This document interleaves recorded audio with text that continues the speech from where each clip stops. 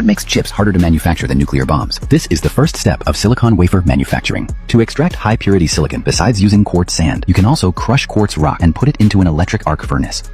Heat it at high temperature to extract polycrystalline silicon. Then add a crystal seed. Through the direct pulling process, silicon is pulled from the molten material into a silicon rod. This way, polycrystalline silicon can be transformed into chip-grade single crystal silicon. Next, cut it into wafers.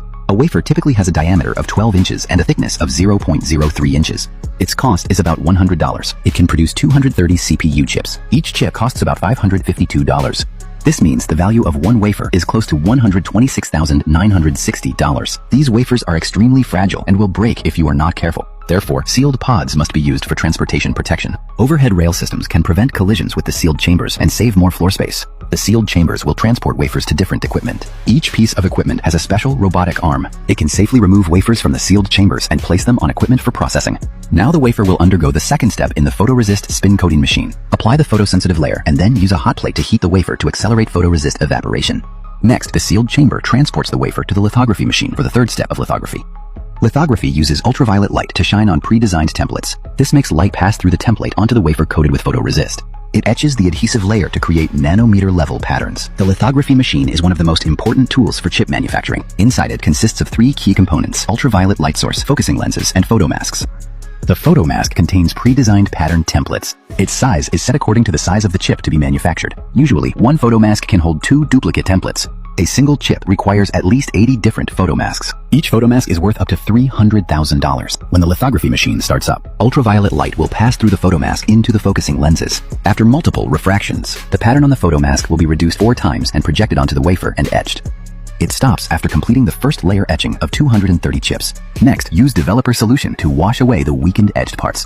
This makes the remaining patterns clearer. Then put it back on the heating plate to bake and harden. After the first mask layer is completed, it enters the third step of etching. The plasma etching equipment will remove the silicon dioxide exposed outside the mask until the metal vias from the previous layer appear. Then the photoresist on the wafer can be stripped away. Next comes the fourth step of deposition. Spray metallic materials like tantalum or copper onto the wafer to fill and cover the gaps.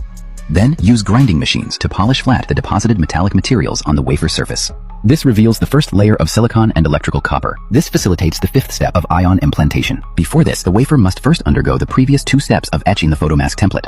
Then you can start using elements like phosphorus or boron. Inject impurity ions to change the electrical properties of the material. This gives the chip different conductivity and hardness, thus achieving the manufacturing principle of different types. Now the first layer of the chip has been etched completely. Before etching the second layer, the wafer needs to be transported to cleaning equipment first. Use ultra-pure water to wash away dust particles on the wafer. Then dry with nitrogen or hot isopropanol and send to inspection equipment. Manufacturing principle. Then you can start etching the second layer. Usually a chip consists of 80 different layers. Each layer must go through the above 5 steps once. It takes at least 3 months to complete 940 manufacturing processes. This is a CPU chip. We will magnify it. You can see different regions inside. We select one region to continue magnifying. Then you can see the transistor layout of each layer on the chip. These transistors are smaller than mitochondria. Even a dust particle is tens of thousands of times larger than them. Compared to a strand of hair, you will discover just how small they are. However, it is precisely these tiny transistors that require etching 80 different circuit layers in the chip. Usually, a smartphone contains 62 microchips inside. These chips combined together are about the size of an ant. From this, you can see how difficult chip manufacturing really is. Precisely because the transistors on chips are so small, they are easily affected by dust. Take Intel CPUs as an example. The i9 to i3 are classified by different levels of yield rates. As the number of damaged transistor points inside increases, their value also becomes lower and lower. Currently, only a handful of countries worldwide can manufacture such high-end chips.